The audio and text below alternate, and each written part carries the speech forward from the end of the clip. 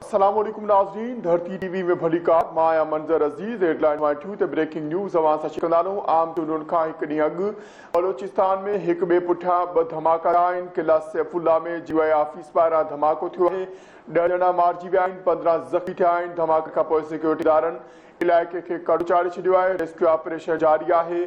अस्पतालुनि में एमरजेंसी लागू कई वई आहे। अहम खबर है नाज़रीन अवां सां शेयर कर रहे हैं। या ब्रेकिंग न्यूज़ हिकु ॿीहर अवां सां शेयर कंदा हलूं। किला सैफुल्ला में धमाके के नतीजे में 10 ॼणा शहीद थी विया आहिनि, केतिरा ई ज़ख़्मी थिया आहिनि। धमाको जमियत उलमा इस्लाम जे ऑफिस ॿाहिरां थियो आहे। जान अचकज़ई जो चवणु आहे धमाके में JUI उम्मीदवार मौलाना अब्दुल वासिर महफूज़ रहियो। हिकु ॿीहर या ब्रेकिंग न्यूज़ नाज़रीन अवां सां शेयर कंदा। किला सैफुल्ला में धमाके के नतीजे में 10 ॼणा शहीद आहिनि ऐं केतिरा ई ज़ख़्मी आहिनि। धमाको जमियत उलमा इस्लाम जी ऑफिस ॿाहिरां थियो आहे। धमाके में JUI उम्मीदवार मौलाना अब्दुल वासिर महफूज़ रहियो।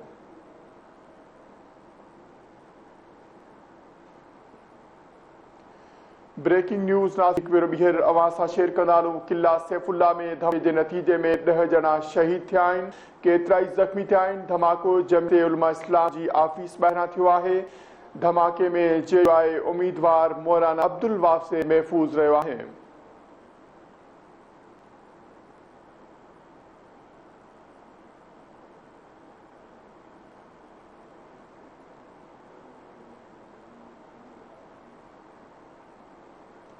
ब्रेकिंग न्यूज़ नाज़रीन अवां सां शेयर कर रहे हूं। या ब्रेकिंग न्यूज़ फिर ॿीहर अवां सां शेयर कंदा हलूं। किला सैफुल्ला में धमाके जे नतीजे में 10 ॼणा शहीद थिया आहिनि ऐं केतिरा ई ज़ख़्मी थिया आहिनि। धमाको जमियत उलमा इस्लाम जी ऑफिस ॿाहिरां थियो आहे।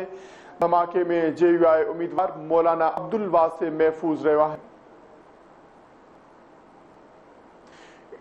इन हवाले सां नाज़रीन वधीक तफ़सील कंदासीं। धरती टीवी जे रिपोर्टर अल्ताफ़ बलोच असां सां लाइन ते मौजूद आहे।